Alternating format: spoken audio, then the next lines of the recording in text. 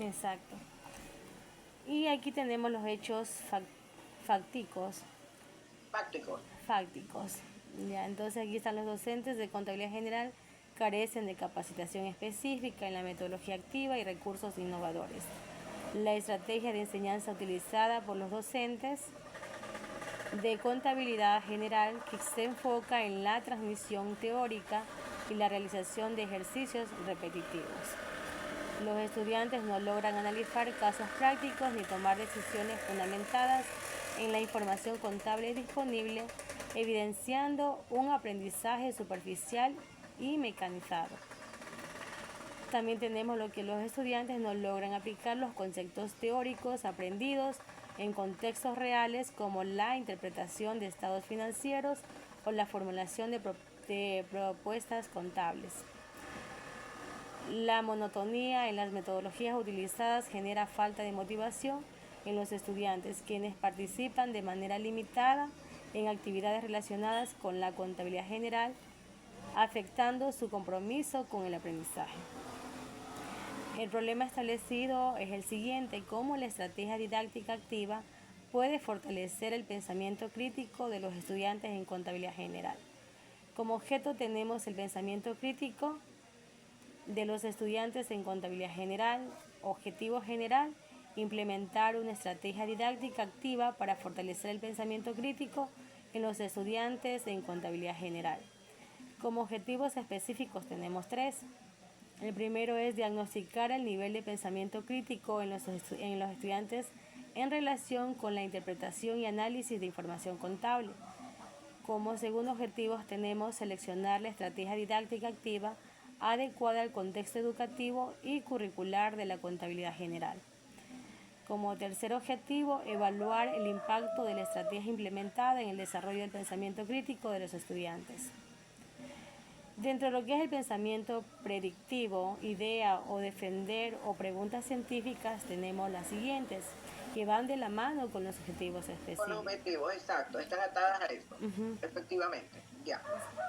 Como primera tenemos cuál es el nivel de pensamiento crítico de los estudiantes en relación con la interpretación y análisis de información contable. Como segundo objetivo tenemos qué estrategia didáctica activa es adecuada al contexto educativo y curricular de la contabilidad general para fortalecer el pensamiento crítico de los estudiantes. Como tercera pregunta tenemos cuál es el impacto de la estrategia implementada en el desarrollo del pensamiento crítico de los estudiantes en contabilidad general. Los tipos de investigación tenemos en enfoque, que se va a hacer cuantitativo, el alcance sería descriptivo y explicativo. El diseño no es experimental, la modalidad de estudio es aplicada.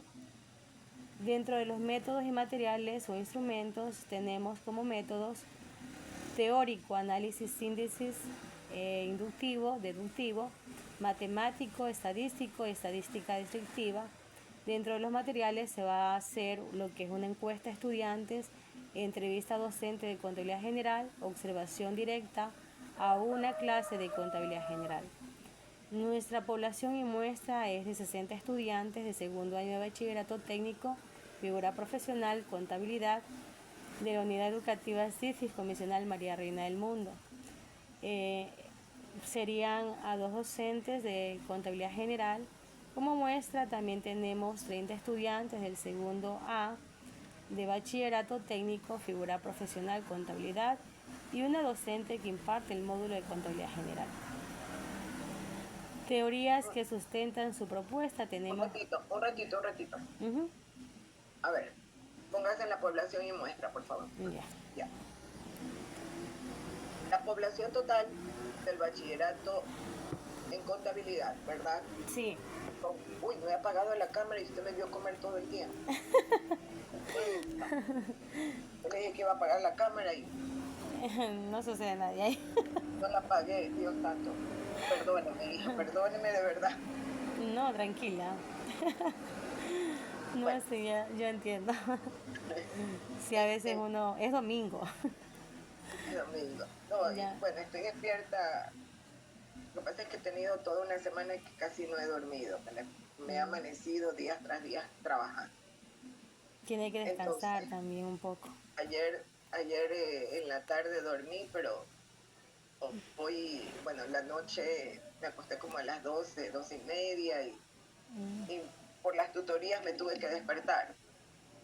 Me tuve que despertar medio temprano porque como le dije tenía una tutoría antes que usted. Era a las 9, pero tenía sueño todavía. Pero la estudiante me dijo no, que no podía a las 9, sino que a las 10. Ah, ya. Por eso es que cuando ya me tocaba con usted a las 11, todavía estaba ocupada con ella, porque normalmente yo no me tomo solo una hora, sino que me tomo a veces hasta dos. Claro. 1 hora y media, 2, dependiendo de lo que se esté revisando, ¿no? Entonces, por eso me demoré. Y Claro. allí, cuando te dije, dame 15 minutos, y bajé a ver estaba desayunando un bollo que me vinieron a vender. Pero bueno, a ver, hija, ¿Pero es manabita o guayaca? yo soy guayaca, Ah, aunque un compañero me decía que tengo cara de manaba. es que el bollo por lo general es manabí. Sí.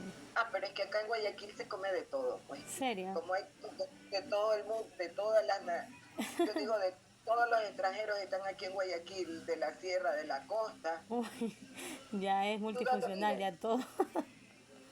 Claro, ¿Tú toda la dónde vives? gastronomía está en Guayaquil. Yo de Esmeralda, Esquinindé, pero mis padres Ah, son lojanos. Pero a mí me dicen que parezco manada porque más me gusta la comida de Manabí. ah, bueno, Sí. bueno, como te digo, acá en Guayaquil tú encuentras de todo. Encuentras acá los salchichas, el encebollado, los pollos, los bolones, tantas cosas. Aquí tú encuentras de todo, los ceviches. Entonces uno tiene cualquier cantidad de opciones para desayunar, sobre todo los fines de semana, ¿no? Claro, Entonces aquí es que se concentran todas las comidas de todo Ecuador. claro. Es que En también a una veces vecinita que el trabajo, bueno, a veces quita tiempo bastante para cocinar, es saludable. Sí. A veces eh, uno opta por comprar. lo que pasa es que, bueno, yo como ha llovido, yo aprovecho cuando llueve y barro aquí afuera mi vereda, ¿Ya? pero hay un vecino que ha tapado allá para que se vaya el agua, entonces se acumula en unos vecinitos que no barren, entonces se hace toda una masa más adelante. Y como mi casa está justo para que el agua evacúe para allá, entonces se me llena acá también de lodo y a mí no me gusta tener bien limpiecito siempre aquí afuera mi casa. Claro, Entonces, cuando llueve yo aprovecho porque ya como que hay más agüita y puedo botar y por ese muro se hace difícil. Entonces yo comienzo y boto y hago todo lo posible para que se vaya ese lodo y quede más limpio. Entonces, justo una vecinita que estaba por allí me dice, vecina, tengo bollos de venta, ¿quiere? Le digo, bueno, tráigame. Y ya. claro. Pero justo ya se me complicó el tiempo con la otra tutoría, no había desayunado y ya contigo ya no aguantaba más, tenía que comer. No, profe, no, no pasa nada, tranquila. Ya, Yo ok, entiendo. Uf. ok. Entonces, con la población y muestra. Tú dices que en el segundo de bachillerato, tu trabajo va a ser con el segundo de Ujú. bachillerato, hay 60 estudiantes, pero luego como muestra me pones 30 del segundo A. Asumo que hay dos paralelos, ¿no? Entonces tú Exacto, escoges a todos los miembros del segundo A, en primer lugar. exacto. En segundo lugar hay dos docentes de contabilidad y escoges Abono. que el uno es El que imparte el una, módulo de contabilidad general, sí. y el otro, pero tienes dos docentes de contabilidad Sí, general. hay dos docentes, pero el otro, digamos, del otro paralelo. Espérame un ratito, en esa funda misma, aquí esta funda, Israel, aquí en esta funda, ahí está el dinero, a que te cambien ya, ok, O sea, como muestra he tomado solo un docente, profe Mireya, ya, yo creería que deberías tomar a los dos, como ya, sugerencia. Ya, listo. sí, tómate a los dos, porque Y de los estudiantes de muestra, sí está bien que tome los 30 de un paralelo. está bien, Ah, de ya. un paralelo, no hay problema, Ya. eh, con eso no hay problema, los docentes sí deberías tomar dos. ¿Qué es lo que sucede? normalmente, cuando tú tienes una población finita, muy pequeña, porque en realidad esta población es muy pequeña, entonces cuando haces una investigación para tener un mejor soporte a, a los resultados de tu trabajo, deberías aplicar a toda tu población, ¿sí? Deberías aplicar a toda tu población las técnicas que vamos a utilizar a futuro. Pero está bien, no hay problema. ¿Cómo aplicarías en este caso una muestra no probabilística intencional, ¿verdad? A criterio del investigador, tienes esa potestad. O usas toda tu población, o como en este caso está dividida en dos paralelos, está bien. Decides escoger un solo paralelo. ¿Ya? Entonces ahí no hay problema. ¿Qué ha pasado en estos días? Que en esta semana específicamente, que hemos tenido sustentaciones y los estudiantes están así como tú. Ya, hay 60 estudiantes y solo se aplicó de manera aleatoria a 30. Pero de manera aleatoria a 30. Pero debe haber un criterio, ¿no? Debe haber un criterio, ok, de manera aleatoria. Pero ¿cuál es ese criterio? A los que tienen más baja puntuación, a los que tienen más deficiencia. O sea, tú debes tener un criterio para escoger tu muestra. Por ejemplo, No porque yo me dio la escojo, gana, digamos, al paralelo A porque yo he visto que esos estudiantes tienen falencia en lo que es las estrategias, digamos así, ¿no? Este es tu criterio, un criterio válido. No como acá que decían los estudiantes, es un criterio aleatorio. ¿Pero aleatorio en qué sentido? O sea, debes tener un criterio. Y está bien, es tu criterio aleatorio. Vas a escoger al azar. Es que fue al azar. No puedes escoger al azar. Porque ahí es cuando tú Pero en el momento de, digamos, en la sustentación, digamos que hay pregunten una pregunta de esta, ahí tienen que justificar o hay que también colocarlo en el documento. Eso es lo que yo pedía en esa sustentación, que me digan cuál fue el criterio. Está bien, aleatorio. Pero ¿cuál fue el criterio para escoger aleatoriamente? ¿Fueron a los mejores o a los peores? Entonces ahí tú tienes que decir, por ejemplo, allí, es más, cuando tú sustentes, tú ni siquiera, tú deberías esperar que te hagan preguntas, porque si tu exposición es limpia, completa, nadie te va a preguntar nada. Entonces ahí, por ejemplo, en tu sustentación, ¿qué deberías decir? La población de estudio son los estudiantes del segundo año de bachillerato básico, que es a quienes se les está revisando tal cosa, de acuerdo a tu variable, ¿no? ¿Cuáles son tus variables? Perdóname un ratico más arriba, creo que estaba. No está. Las variables. ¿No tiene las variables? Parece que en el documento tienen que estar. No, aquí no las tengo. Ya. Y tu tema, déjame ver tu tema. Aquí está la estrategia didáctica activa. Esa es tu primera variable, tu estrategia didáctica activa. Ya. Y tu segunda variable, que sería la dependiente, porque de acuerdo a la estrategia didáctica activa que tú utilices, estudiante. Hola. Pendiente. Al variar tu estrategia Profe, didáctica, podía repetir. Lo que pasa es que como que es mi internet que está inestable. No lo entendí. Es el mío, me salió inestable. El mío me salió ahorita inestable. ¿Me escuchaste entrecortada? Sí. Si quieres, pon para grabar.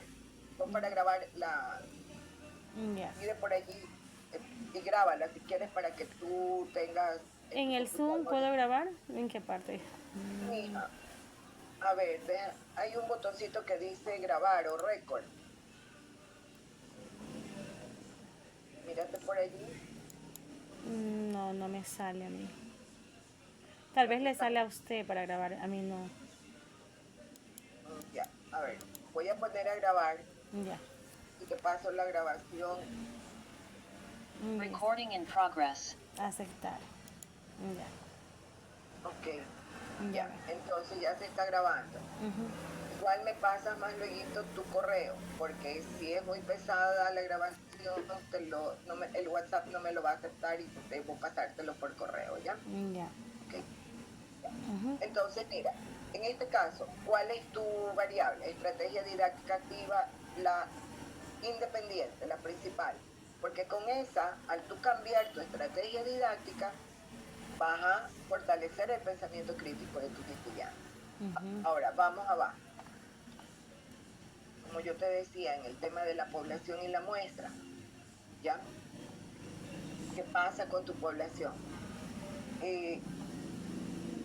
Tú tienes que, como te decía, cuando tú expongas, cuando ya te toque exponer, tú vas a decir, ya, la población está conformada para, tomando como base a los estudiantes de segundo año del bachillerato técnico en la figura profesional, porque es a ellos a quienes se les quiere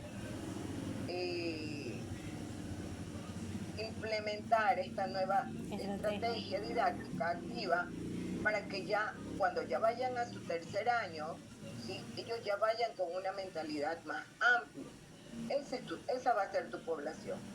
Aunque se supondría, diría yo, Nelly, que deberían usarlo tal vez desde el primer año de bachillerato. ¿Ya? ¿Para qué? Para que ellos ya desde el primer año, ya el segundo al tercero, ya vayan preparados de mejor manera. Pero sí lo podemos cambiar como solo. Lo podemos cambiar. Claro. Por ti no hay problema. Para los del primer año. No. Ya, no hay problema. No hay problema. Entonces, yo creería que para los del primer año, ¿y cuál va a ser tu sustentación allí? Comenzar desde el principio, los estudiantes de bachillerato, cambiándoles ese pensamiento, ¿verdad? Esa metodología activa, para que ya cuando ellos vayan a sus otros 2 años de bachillerato, vayan mejor preparados. ¿Ya? Entonces tú lo coges desde el primer año. ¿Ok? ¿Sí me explico? Sí. Porque ese va a ser tu criterio, desde el primer año, para ir ayudándolos a ellos al futuro. ¿Sí? Porque si los coges como desde el segundo año y te van a decir, ¿y por qué no los escogió desde el primer año? Exacto. ¿Sí? ¿Me explico? ¿Por qué no los cogió desde el primer año? Si ellos ya inician a comenzar a para cambiar la mentalidad desde el principio. Sí, exacto. Que ellos ya se vayan acostumbrando a trabajar de otra manera. Porque después te van a decir segundo año, porque y los de tercero que ya te van. Entonces sería del primer año de bachillerato, ¿verdad? Sí, me parece bien la idea, sí. No lo había visto desde ese punto, pero tiene toda la razón allí. Entonces desde allí pones el primer año, ¿ya? Esa parte la vamos a cambiar. Ahora, si son 60 estudiantes, ahí te tocaría actualizar también la población. Los datos, la población, sí. Te tocaría actualizar la población. Entonces, como te decía, tu población es chiquita. Hay poblaciones en investigación que son de miles y a veces de millones de participantes, ¿no? Entonces, tu población en realidad a nivel de la metodología de investigación es finita, es pequeña. Y como te decía, cuando hay una población pequeña, por lo general se aplica como muestra toda la población. Pero tienes que decir, cuando expongas, bueno, la población es de 60 estudiantes, de alumnos del primer año de bachillerato, en contabilidad, de tal escuela, de tal colegio, y se ha tomado esta población como referencia porque con ellos es que se quiere comenzar desde este bachillerato a cambiarle su metodología, su pensamiento, ¿sí? Para que ellos sean más críticos y no se queden simplemente con lo que el profesor les enseña. Existen 2 docentes. Como muestra, se ha considerado aplicar una muestra no de toda la población. No, una muestra aleatoria. No probabilística. Hay 2 tipos de muestras, la probabilística y la no probabilística. La probabilística tú la aplicas cuando tienes una población demasiado grande. Entonces ahí hay una fórmula y esa fórmula es la que te dice cuánto es tu muestra mínima, ¿verdad? Pero como en este caso la población es finita, la muestra que se aplica es la muestra no probabilística, a criterio del investigador, una muestra no probabilística intencional. O sea, es según lo que tú quieres, ¿verdad? Entonces, ahí tú cuando expones dices, bueno, la muestra es una muestra no probabilística intencional, donde al existir dos paralelos en primer año de bachillerato, se escogió a uno de ellos, que es el que presenta más deficiencias en el tema de aprendizaje de la asignatura de contabilidad. Si ves, entonces ahí ya tú tienes un criterio. Ya tú tienes un criterio que vas a aplicar solo a un paralelo. Como es intencional, tú como investigadora puedes escoger a quien quieras. ¿Ya? En lo que es la muestra, por ejemplo, allí decían que eran 60 estudiantes, ¿verdad? En este caso la muestra sería de 30 estudiantes. O sea, ya lo vas a hacer por paralelo. Ajá. Tendría que ser el número de estudiantes del paralelo que tú estés. Ya. O sea, por eso te decía, tienes que actualizar esta información, porque esto tú lo has hecho en base a los de segundo de bachillerato. Exacto. Tienes que actualizar con los estudiantes de primero. Suponte que en primero siempre van a haber más. Claro, porque allí se retira. Cuando pasan a segundo van reprobando. Entonces tienes que actualizar tu población de primero de bachillerato y la muestra que vas a escoger en base a qué paralelo, ¿ya? Pero como te decía, allí tú tienes que, cuando te toque poner, decir que tu muestra es no probabilística intencional, donde se ha escogido a los estudiantes del paralelo tal como muestra por ser ellos los que presentan más bajas calificaciones en la asignatura de contabilidad general. Entonces, si ves, ya tú tienes una muestra bajo cierto criterio, por más no probabilística que sea, y ya le diste un criterio. No como te comentaba en las exposiciones que he tenido esta semana, que decían, aleatoria. Pero ¿quién te dice bajo qué criterio fue aleatoria? Si me explico, mija, si ves la diferencia entre una y otra. La aleatoria es que escogí el que me dio la gana y tampoco es así. ¿Ya? No es que tú puedes escoger al que te dé la gana. Tienes que escoger en base a ciertos criterios. ¿Ok? Entonces por allí ya estamos. Y en el tema de los docentes, yo diría que sí escojas a los dos. A los dos docentes. ¿Ya? Porque esta población es muy chiquitita, demasiado chiquitita, entonces ahí ya no tienes opción de escoger. Escógelos a los dos, porque necesitas en verdad el criterio de ambos, porque puede ser que el uno tenga una perspectiva y el otro otra, y entre ambos se complementan, ¿ok? Entonces los dos te van a dar una visión más amplia de la percepción que ellos tienen como docentes. Claro. Entonces tienes que cambiar eso, ¿ok? Si estás tomando nota. Sí. Ok, vámonos con las teorías. Tienes el constructivismo, la teoría sociocultural y el aprendizaje experiencial. Ya, digamos, la descripción breve de la propuesta tiene como objetivo principal diseñar sesiones de aprendizaje que integren estrategias didáctica activa, permitiendo a los estudiantes de contabilidad general fortalecer sus habilidades de pensamiento crítico. Estas sesiones estarán orientadas hacia la participación activa mediante actividades prácticas, reflexivas y colaborativas, creando un entorno educativo que promueva la construcción autónoma del pensamiento. Ok, esa es tu propuesta. Pero aquí me falta algo. Tú hablas de estrategias didácticas activas. ¿Cuáles son esas estrategias didácticas activas? En el tema de aquí que hemos presentado, ¿no? Nuestra estrategia didáctica activa. Aquí está el planteamiento del problema. Ya. No, yo te pregunto, porque lo que tú quieres plantear es tu solución. ¿Cómo vas a enseñar ahora? ¿Cuál va a ser esa estrategia didáctica? La que es la estrategia basada en el pensamiento, ABP. En base a proyectos. Trabajar en base a proyectos. ABP. Claro, aprendizaje basado en proyectos. ABP, sí, aprendizaje basado en el pensamiento. Esa es la estrategia. Y no es pensamiento, es proyectos. El proyecto, sí. Profe, una pregunta. En esa estrategia solo tenemos que hablar de esa estrategia, no podemos involucrar a otra estrategia, ¿verdad? A ver, por eso te preguntaba, porque tu aprendizaje basado en proyectos es bastante amplio. Y ahí tú puedes incluir a los estudiantes. O sea, el aprendizaje basado en proyectos es que tú vas a seguir la misma metodología ¿verdad? Que tienen actualmente, pero en cambio va a hacer que los estudiantes terminen con un proyecto integrador.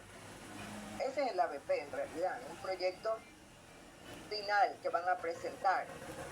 Digamos que tú les enseñas cómo hacer un libro diario, cómo hacer una mayorización, y al final tú les pides que hagan, ellos desarrollen un trabajo, que ellos mismos pongan sus transacciones, que ellos pongan. Pero, ¿cuál es el cambio? Es un proyecto nada más que ellos lo van a desarrollar. ¿Sí me explico? Sí. Entonces, esa estrategia activa, sí, o sea, sí se aprende con ese aprendizaje basado en proyectos, porque ahí es donde integras todo, ¿verdad? Al final el estudiante tiene que presentar todo en un proyecto, tiene que trabajar todo. Y por lo general los ABP se hacen de manera colaborativa, de manera grupal, ¿verdad? Exacto. Entonces, por eso yo te preguntaba, a ver, ¿qué estrategia o estrategias tú quieres implementar? Está en ti. Ahora, te explico. Hay estudiantes que utilizan herramientas tecnológicas a través de algún simulador contable, otros a través de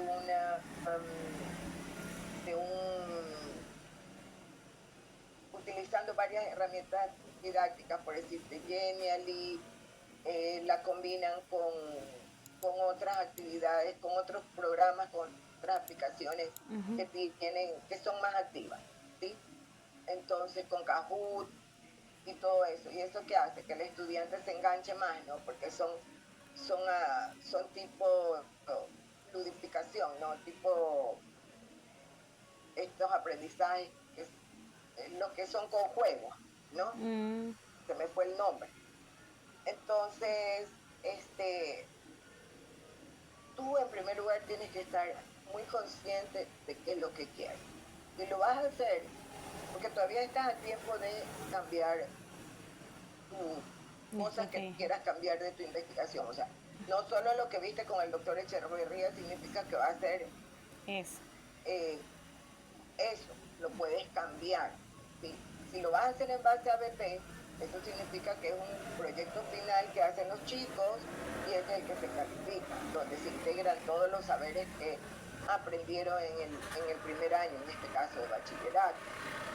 O si quieres cambiar la metodología en clase, ¿verdad? La metodología en clase, donde los estudiantes van a tener tal vez un simulador o van a usar estas herramientas. Tú vas a hacer que las clases sean más interactivas. A ver, los chicos en esta clase de aquí donde se les va a enseñar libros diarios, hay una actividad en Kahoot.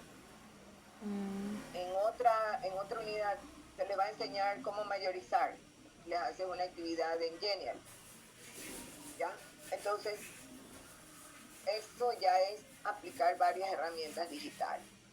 Entonces, y es una enseñanza activa, porque ¿qué es lo que se quiere con estas enseñanzas activas? Que el estudiante desarrolle, como tú lo pusiste, un pensamiento crítico, que sea más visionario, que no solo espere que el profesor le explique y ahí se quedó.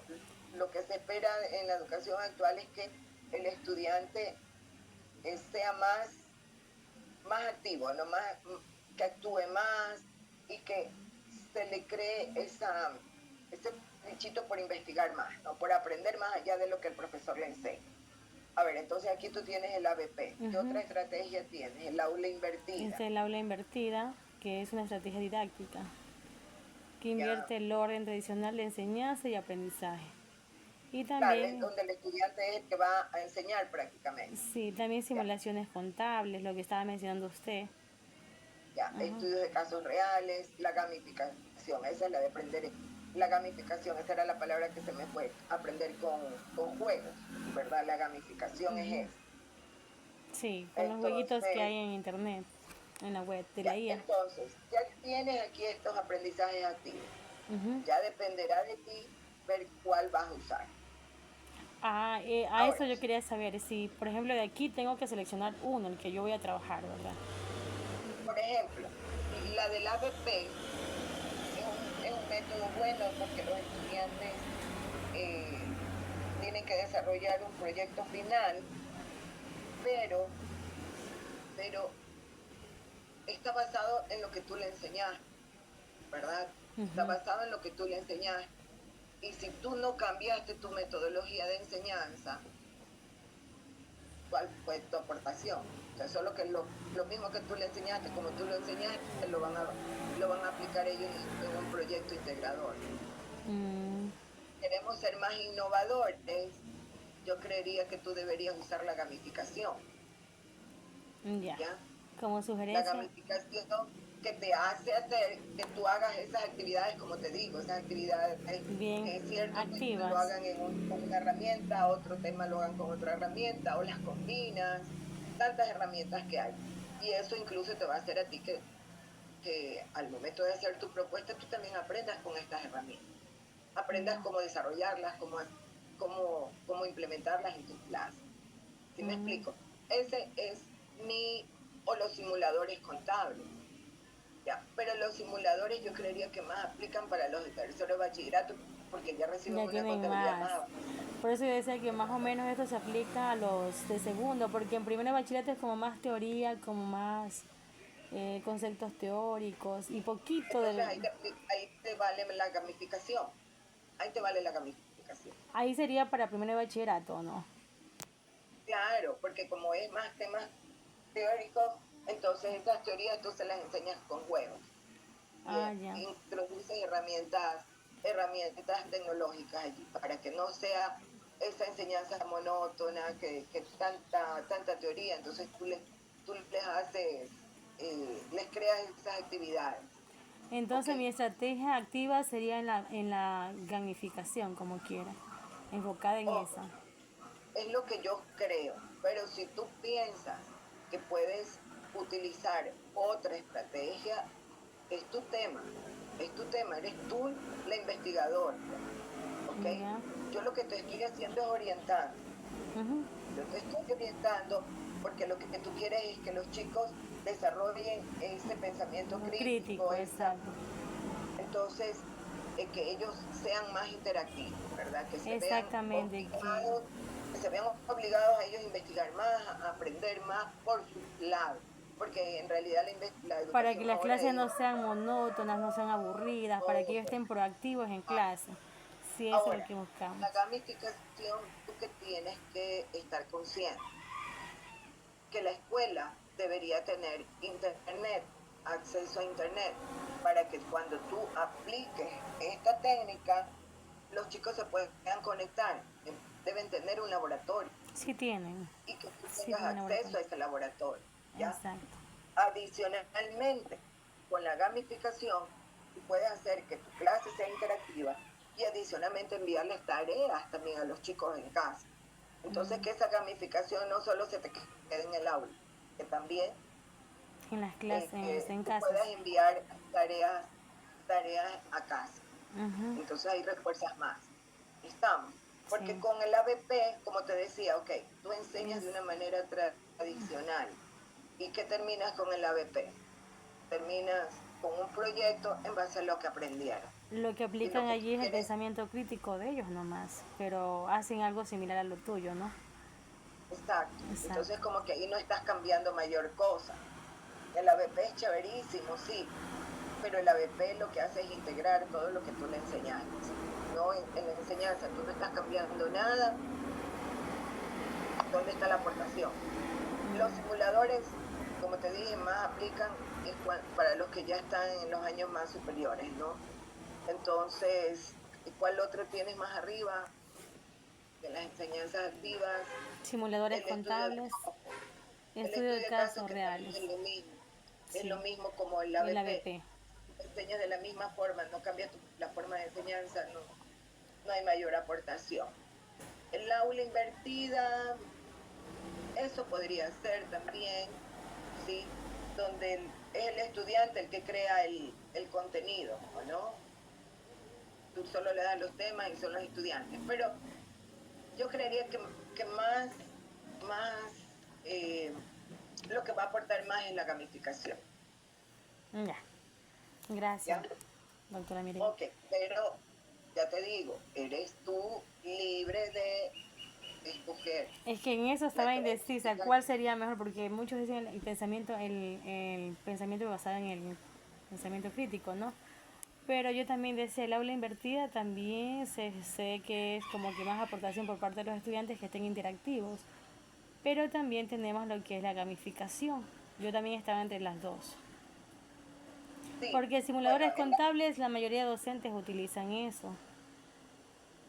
Uh-huh. y esto como te digo, o sea, si tú quieres comenzar con desde primero, porque ellos son los, o sea, desde allí tú quieres poner tu semillita de que los estudiantes sean más críticos en su pensamiento, tiene que ser definitivamente desde el primer año, porque te van a preguntar, y bueno, ¿por qué escogió los de segundo? ¿Y por qué no escogió los de primero? Y Claro, lo que usted quiere cambiar es la forma de que ellos aprendan, entonces lo desde el mejor es que lo principio. hagan desde el inicio, Uh-huh. ¿ok? Entonces así nos evitamos esas preguntas. Y ya, a ver, continuemos entonces con lo otro que tú tenías. Ya, entonces tienes que ir viendo aquello, ¿no? Uh-huh. Ya. Entonces aquí en la descripción sería utilizar la metodología que tú decidas. Ya, Uh-huh. método validación de la propuesta, claro. La propuesta será revisada por especialistas en educación, pedagogía y contabilidad para evaluar la coherencia y relevancia. Y en segundo, prueba piloto, se implementará la propuesta a un grupo reducido de estudiantes. Ya, lo Uh-huh. puedes hacer, no necesariamente tienes que hacerlo por los dos lados. ¿O qué te dijo el doctor Echeverría? Tienen que ser los dos. No, en esa parte no nos explicó muy bonito. Ya, ok. La validación de la propuesta la puedes hacer en cualquiera de las dos formas. En primer lugar, o tú se le enseñas a las autoridades del plantel y a los profesores del área de contabilidad general, ¿verdad? Uh-huh. Y tú les indicas, a ver, las clases las quiero cambiar de esta forma. No vas a cambiar contenido, ojo, porque Oh. cambiar contenido esto significa irte más arriba, o sea, Uy, decir ya al con el Ministerio distrito. de Educación que te cambien los contenidos. Entonces, en base a los contenidos que tú tienes, a ver, señores, rector, vicerrector, profesores del área, Uh-huh. yo planteo que mis contenidos se van a enseñar de esta manera, así asado y sancochado. ¿Ustedes qué opinan? Les hacen una demostración de cómo sería la clase, ¿no? Claro. Y ellos van a opinar si les pareció bien, si les pareció mal, si hay que ajustar, qué es lo que hay que hacer. Esa sería la valoración de expertos. Ahora, una prueba piloto, ¿cómo la puedes hacer? En primer lugar, tú enseñas un tema a los estudiantes, los evalúas, ¿sí? Los evalúas y digamos que en promedio ellos sacan en promedio una calificación de 7,5. Ya. Luego el mismo tema lo enseñas ya con las nuevas herramientas que tú diseñaste y les tomas una prueba. ¿Y Mm, cómo compruebas? Que su nivel de aprendizaje ya no es del 7,5, subió al 8,5 o al 9. mm, Esa es la prueba piloto, un muestreo que tú vas a hacer.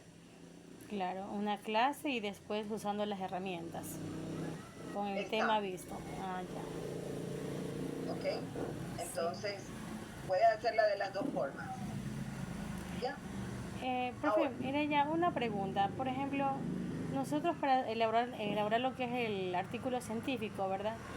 Tenemos que tener un formato, nosotros no lo tenemos. ya te voy a indicar. ¿Ya? Te agradecería que me pases ese formato que tienes desarrollado por el doctor, esa matriz que ¿Ya? la desarrollaron con el doctor Y el documento Echeverría. que también tengo de la tarea 3 también le puedo enviar para que lo revisen. No, no, Solo tranquila, este de ya te aquí. voy a indicar. Ah, ya. Sí, ya te voy a indicar. A ver, ahora voy a compartir. Solo pásame ese porque me gustó ese formato que les ha pasado el doctor Echeverría. Ya. Entonces, Ok, ¿dejo de compartir? sí, Ya. voy a, a trabajar con, ya te voy a dar las orientaciones. Entonces, ahorita le envío del formato para no olvidarme, ¿ya? Y solo para mi curiosidad, porque me gustó ese formato. Sí, él dice Ya, que es más fácil trabajar así con la matriz. exacto, es mucho más fácil. Ya, A ver, hija. ¿Ya? En primer lugar, un artículo científico, ¿sí? Eh, ¿En qué consiste? En que tú tienes un problema, analizas cuáles son las causas, cuáles son las consecuencias y tú quieres una mejora, opinas sobre una mejora. La universidad, ¿qué te pide?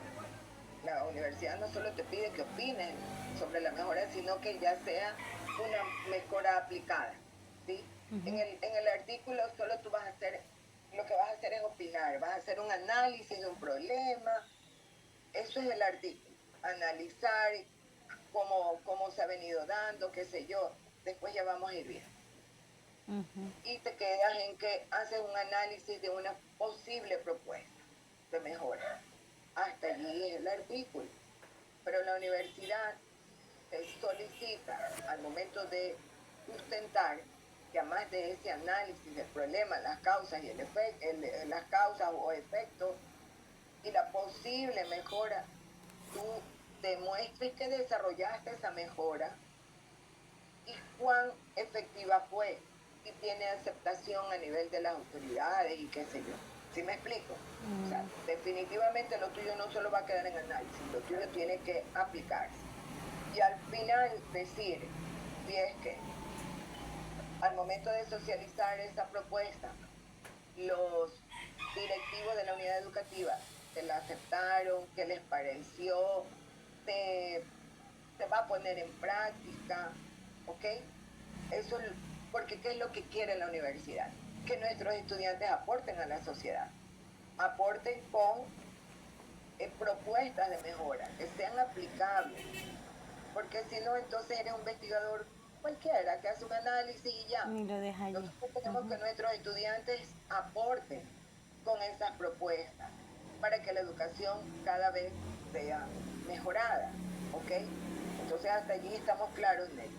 Sí. Tienes que hacer tu artículo y proponer una mejora y hacer ese muestreo, ¿no? Hacer ese muestreo o que la validen los expertos. Ahora, con artículos científicos, las revistas por lo general tienen un formato general. Hay unas que son un poquito más exigentes, otras que son menos exigentes. Y con respecto del tema, por lo general te dicen que tu tema no debe ir más allá de 15 palabras. Esa es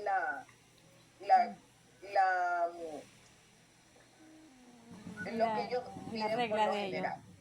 La regla exacto, de la revista. Que los títulos no vayan más allá de 15 palabras. En su mayoría las revistas te van a poner eso. Entonces, mira, yo copié tu tema y lo puse acá y tiene 14 palabras. Estamos bien. La redacción del tema me parece muy buena. Pero por eso cuando tú me dijiste, ya el doctor Echeverría, él sabe bastante de metodología de investigación. Entonces, efectivamente, estrategia didáctica activa para fortalecer. Ahora, si tú vas a aplicar la gamificación, tendríamos que poner estrategias didácticas activas. Porque a la fin, o bueno, si es la gamificación solo sería una, pero dentro de la gamificación tú vas a usar algunas herramientas, ¿no? Como te decía, al final el Kahoot, el Genially, Canvas, qué sé yo, tantas aplicaciones que hay. Eso serían entonces, ya herramientas, claro. Herramientas, claro. La estrategia es la gamificación. Estrategia didáctica activa para fortalecer el pensamiento crítico de los estudiantes de Contraloría General. ¿Okay? Y están 14 palabras. Es decir, tu tema está perfecto. ¿Ya? Tu tema está perfecto. Ahora, tú me indicas que no sabes cómo hacer con la revista. Ustedes en el sistema, yo tengo mi sistema como profesora. Ustedes en el sistema de estudiantes deben tener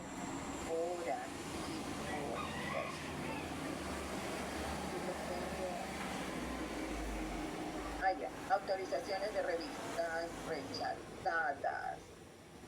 No, rechazadas no. Hay una parte donde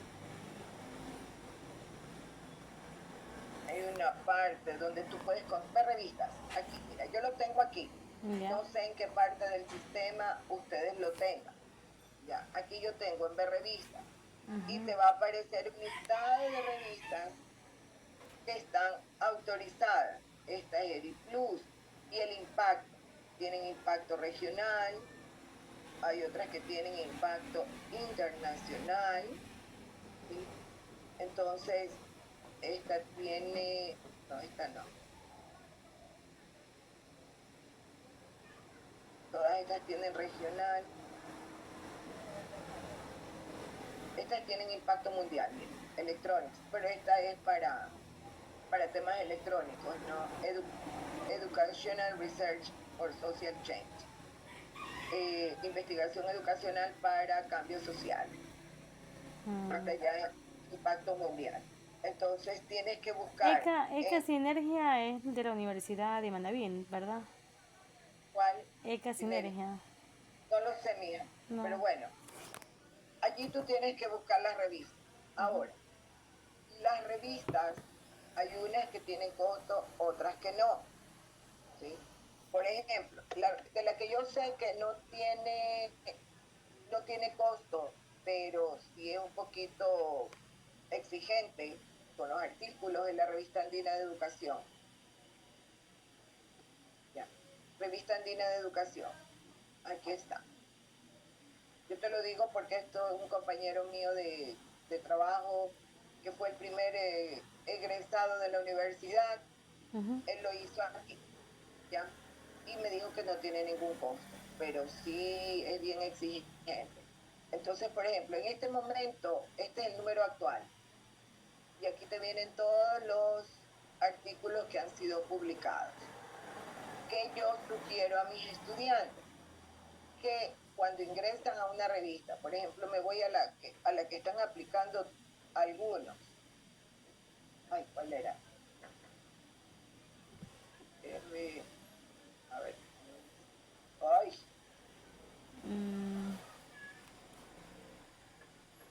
Déjeme buscar, parece que una docente en una tutoría mencionó unas revistas. MQR Investigar. Yo veo que casi todos los estudiantes están publicando aquí en MQR Investigar. ¿Ya? ¿Y qué tal es esa revista, doctora? Yo creo que aquí no son tan exigentes, pero eso no es tan bueno tampoco. Pero bueno, aquí mira, aquí te hablan sobre la revista y así mismo, este es el número actual. Este es el número actual y aquí tienes, si ves, los artículos que están en este número publicados. Cuando se publica el 15 de marzo, aunque ya hay, tú ves cosas subidas. Esta revista tiene frecuencia trimestral. En la revista Educación, Andina de Educación, aquí no te dice cuál es la frecuencia. Pero mira que tiene algunas indicaciones de algunas páginas importantes, ¿ya? Ahora, aquí tú vas a ver, si ves que tiene casi, aquí te da un poquito más de palabrería, te dice en qué consiste y todo lo demás. Acá ya te va directo a la publicación que está vigente. Ahora, tú dices, aquí tú ves, información para lectores, para autores y bibliotecarios. Tú vas a ser autora, ¿verdad? Entonces te vas aquí para autores. Y aquí te dice, información para autores. ¿Estás interesado en publicar en la revista? Se recomienda revisar la página sobre la revista para consultar sobre las políticas de sección de la revista, así como directrices de la autora. Los autores deben registrarse en la revista antes de publicar, o si ya están registrados pueden simplemente iniciar sesión y comenzar el proceso de 5 pasos. Ahora vamos a ver las directrices para el autor. El registro y el inicio de sesión son necesarios para enviar elementos en línea y para comprobar el estado de envíos recientes. Ir a iniciar sesión a una cuenta existente o registrar una nueva. Y ahí tú crearías tu usuario, ¿verdad? lista de comprobación para la preparación de envíos. Y aquí te indico una serie de directrices. Ahora dice aquí, directrices para autores, envío de las contribuciones. Los manuscritos deben ser enviados exclusivamente mediante esta plataforma. Todos los autores deben darse de alta en sus créditos. Si bien una sola persona será responsable de la correspondencia, no se podrán enviar ni tener una revisión dos manuscritos de forma simultánea. Es decir, como ustedes van a hacer dos, solo una, digamos, va a ser la líder y la otra, y esa líder es la que va a recibir todas las notificaciones, ¿verdad? Los envíos constarán de 4 elementos: página de título e información esencial, carta de compromiso, declaraciones de conflicto de intereses, de contribución al autor y de ética, y 4 manuscritos originales. A continuación se describen los contenidos de estos 4 elementos. Entonces aquí, ¿cómo debe ser la página del título? Si ves, aquí ya está detallado cosa por cosa cómo debe ir. La carta de compromiso. Aquí hay un modelo de la carta y qué es lo que debe ir. Las declaraciones, y ahí se habla sobre ello. Manuscrito, estructura de artículos. ¿Ves? Aquí ya está la estructura. Los trabajos se presentarán en tipo de letra, Times New Roman 12, interlineado simple, justificado completo y sin tabulaciones ni retornos de carros entre párrafos. O sea, espacios dobles no puedes hacer, solo uno, un espaciado simple. De justificado completo, o sea, total, no tanto a la derecha como a la izquierda. Solo se separan con un retorno las principales secciones de trabajo. O sea, si vas a poner un subtema, ahí va doble espaciado. La página debe tener 2 centímetros en todos los márgenes. Los trabajos se presentan en un formato de procesador de textos aplicable con PC, compatible con PC. El archivo debe estar anonimizado en propiedades de archivo de forma que no aparezca la identificación de los autores. Los artículos de investigación, las revisiones sistemáticas, literatura y experiencia. Aquí ya te indica, mira, ¿qué nomás debe ir? El resumen, las palabras claves, los puntos destacados, el cuerpo del artículo, bajo el siguiente esquema: introducción, metodología, materiales, resultados y discusión. Luego ya viene la bibliografía y referencia. Entonces, ¿qué va en el resumen? Mira, aquí te dice que debe ser hasta 200 palabras. ¿Cuáles son las palabras claves? ¿Cómo deben ir? Los puntos destacados, hasta 120 caracteres. La introducción, ¿qué debe ir en la introducción? ¿Sí? La metodología, y así, si ves, aquí tú tienes todo detalladito, cómo debe hacerse el artículo. Acá habla de ensayos, reseñas, aquí consideraciones generales, dividida su artículo en secciones claramente definidas, ¿sí ves? Y aquí tú tienes ya cómo hacer. Ahora,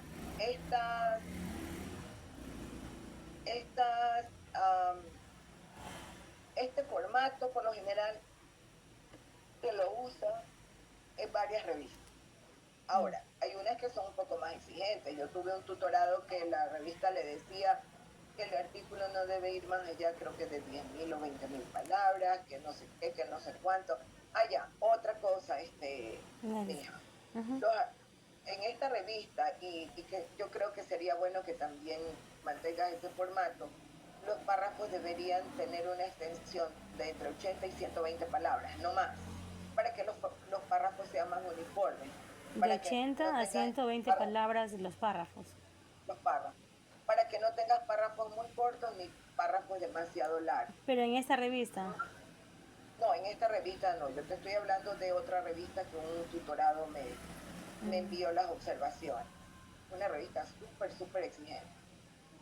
Y te daba hasta la cantidad de palabras en total del artículo, contando incluso la portada. Imagínate. Doctora Mireya, disculpe que le interrumpa. Una pregunta. Por ejemplo, ¿usted qué revista nos recomienda como porque para publicar nuestro artículo? Porque mencionaban unos compañeros que no todas las revistas permiten dichos temas. Ya, lo primero que tienes que hacer, aquí ya tú tienes una referencia, la revista Educación. Por aquí debe haber, tienes que buscar donde dice contáctenos y ya tú puedes escribir. Aquí tienes teléfono a los que tú puedes escribir, llamar y preguntarles cómo hacer. Y en primer lugar ellos te van a pedir tu tema. Te van a pedir el tema y si a ellos les interesa el tema, te van a decir, bueno, ya está bien, vamos. Si no, te mandan a volar de una. Madre mía. Ahora, Ya. MQR, que te digo que es la que yo veo que aquí dice plantilla de artículo. Mira, ¿ves? Vamos a ver la plantilla del artículo que maneja MQR. Entonces aquí tienes la plantilla, poner el título, todo lo demás. El resumen en idioma español, justificado, interlineado 1.5, la letra tamaño 12, máximo 250 palabras. Acá el abstract, que es lo mismo del resumen, y aquí te dice, el tema de investigación y su fundamentación teórica puede incluir texto justificado, la fundamentación teórica. Ya, si usas tablas, ¿cómo debes ponerlas? En temas de material, texto justificado, en materiales, métodos. Aquí te habla de los métodos y los resultados, pero si ves que no te da mayor explicación, o sea, te dice cómo debe ir formado, pero no te dice qué debe ir en la introducción, qué debe No ir, detalla bonito. no detalla, ya. Acá está, creo, mira, pero veamos, está chiquitito, Título. la introducción, cuál es el problema, antecedentes, acá está, sí te dice, ya, ¿ok? ¿Sí ves? Entonces, toda revista indica cómo hacer, y aquí tú tienes el correo, mira, escribes y te identificas como estudiantes de la V, tu tema es tanto, qué deben hacer, si les interesa el tema que ustedes han elegido, qué sé yo. Eri Plus, también Eri Plus, creo que era.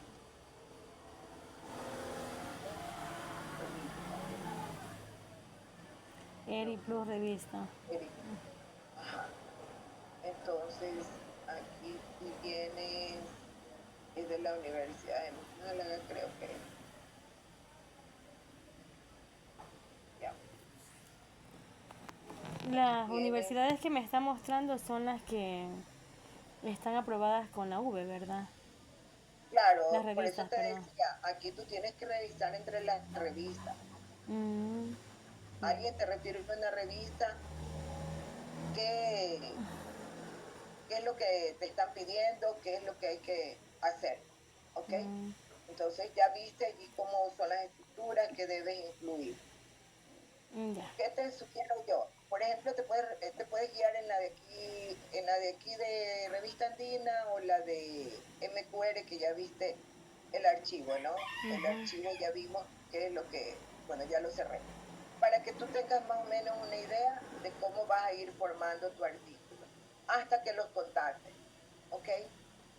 Sinelli, entonces, eh, hasta que los contactes ya tenemos que ir avanzando, no podemos perder tiempo. Claro. Y yo tampoco tengo que irme a cocinar, recién voy a cocinar. Ya me son la una. Lo mismo llega mi esposo y se come lo mismo. Ya. Ya, espérame un ratito, ¿qué hay? Ya le hiciste cambio de aceite. Ya, está lavando, ¿sabes? Ya, ya, ya, chévere. Ya. Ya. Entonces, hija, ¿qué necesito? Revísate la estructura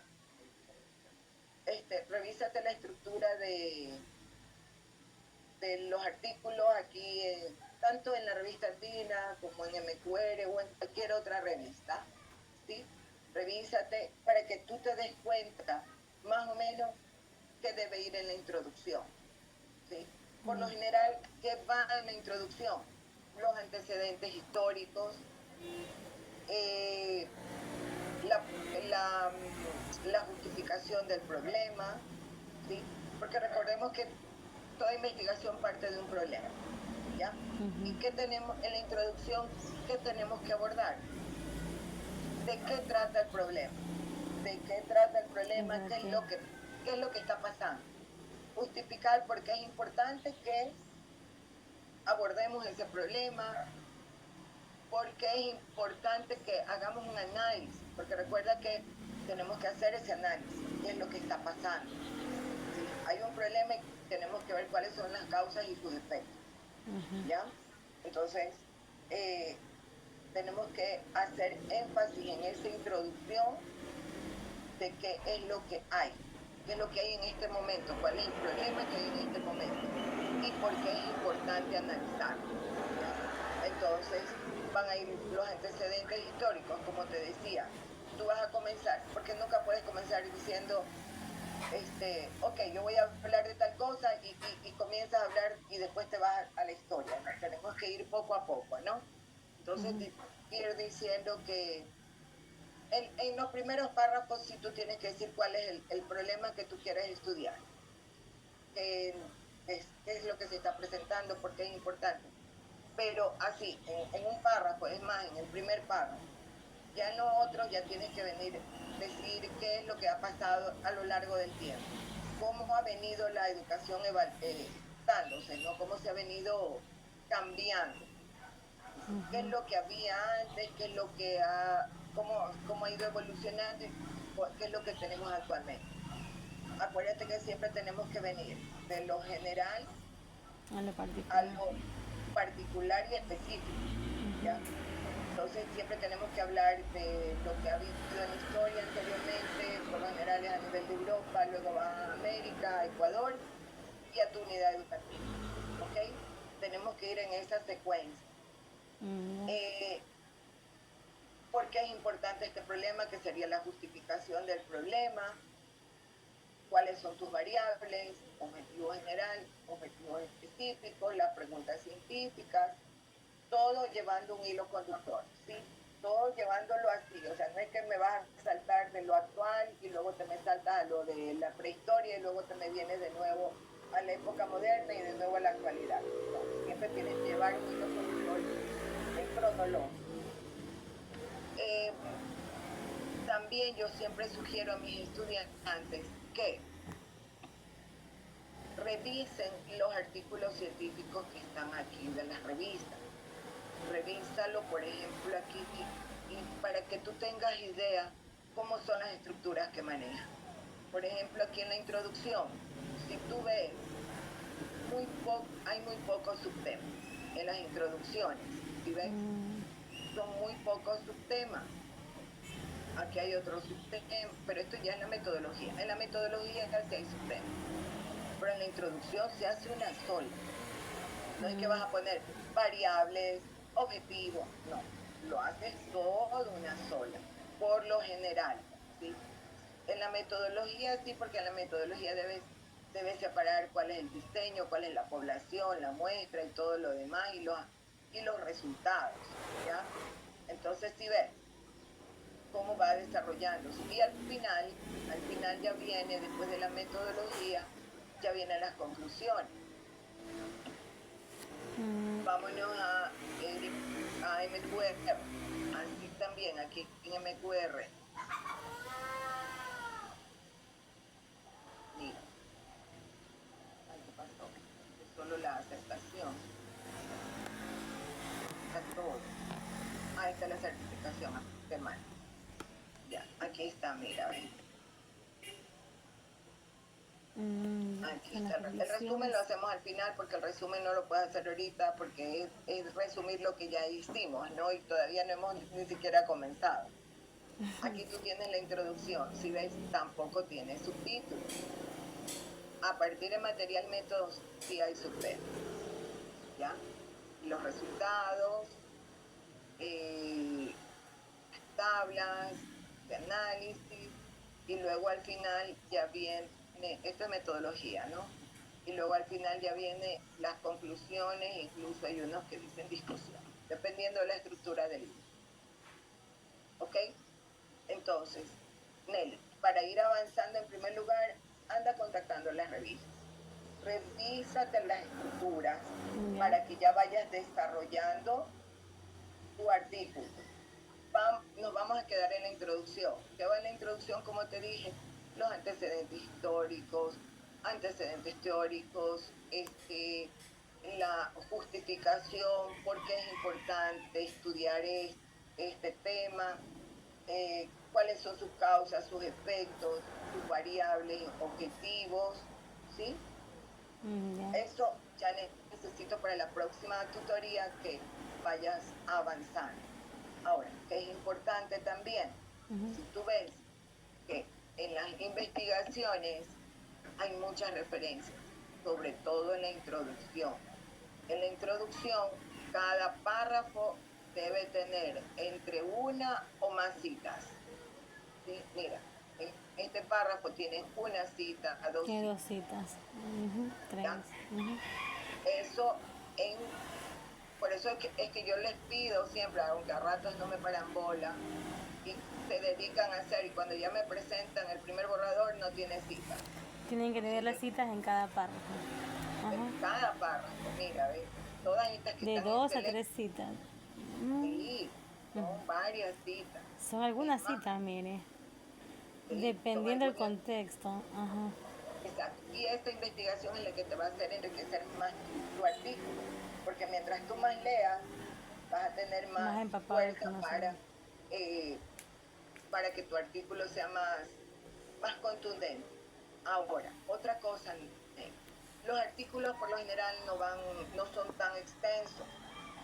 Entonces, por eso revísate cuántas páginas tiene un artículo. Y mira que son páginas incluyendo la por ejemplo, portada, en este artículo parece que hay 12 páginas, ¿verdad? Sí, hay 12 páginas, pero mira cuántas hay en bibliografía. Entonces es como que de esas 12 páginas como que terminan en 10, porque quitarle la portada y la bibliografía te quedan como 10. Claro. ¿Ya? Ahora, eso por un lado. Hay una revista que te decía, según este estudiante, que le decía que mínimo, no, un estudiante, otro grupo, que la revista le pedía mínimo 35 citas. Mínimo. ¿35 qué? Citas bibliográficas. 35 citas. Ajá. Máximo entonces, tiene que ser más. Uy, muchas más. O sea, el máximo no te limita, el mínimo sí. Entonces, como tú viste, a medida que tú vas a ir desarrollando tu artículo, cada párrafo debe tener mínimo una cita. Si puedes más, mucho mejor. ¿Ok? Y nos quedamos en eso. ¿Te parece? Sí, una pregunta. Ya digamos, aquí nos guiamos con el formato de la revista científica, ¿no? Donde voy a publicar artículos. Yo no te voy a hacer desarrollar lo que tú tienes, el otro archivo, por eso yo te dije ni me lo enseño. Porque más vale ya eso, ya tienes que irlo acoplando al artículo. ¿Para qué te voy a hacer perder tiempo? Con el formato que maneja la universidad. ¿Para qué? Sí. No es mi estilo. No es mi estilo hacerles perder el tiempo. Entonces, desarrólleme en el formato de la guía metodológica de la universidad y luego lo pasamos al artículo científico. Es que sería como doble trabajo. Yo eso estaba pensando. Exacto, porque, digamos, la universidad maneja un formato y ahora acoplarlo al artículo, yo eso estaba pensando, digo, ¿cómo es eso? Porque eso yo entendía en la tutoría que decían, es que ustedes tienen que hacer un formato de la universidad y allí con la revista científica, pero eso ya depende de su tutor. Ya. ¿Para qué te vas a perder tiempo trabajar doble? Si lo puedes ir ya plasmando en la revista, en el artículo. No, yo soy muy práctica, aparte que tú ves que yo tengo muy poco tiempo. Yo dispongo, mi tiempo es pero limitadísimo. Entonces, doctora, ¿pero usted trabaja solo con la universidad o trabaja aparte? Yo trabajo para el ITB y para la U. Pasa muy ocupada. Pero tengo trabajo administrativo, trabajo como docente, trabajo como tutora. Ay, madre mía. De varias cosas, de todo un poco. Entonces, ¿qué vamos a hacer? Si yo te digo, o sea, normal que debería ser, Ned, que cada semana nos reunamos. Ya. Cada semana nos reunamos para que ustedes tengan avance. Pero a mí de nada me sirve citarte cada semana si tú no vas a poder avanzar. Porque yo estoy consciente que ustedes están en clase. Sí, y aparte el trabajo, sí, es verdad. Aparte del trabajo, las labores de casa.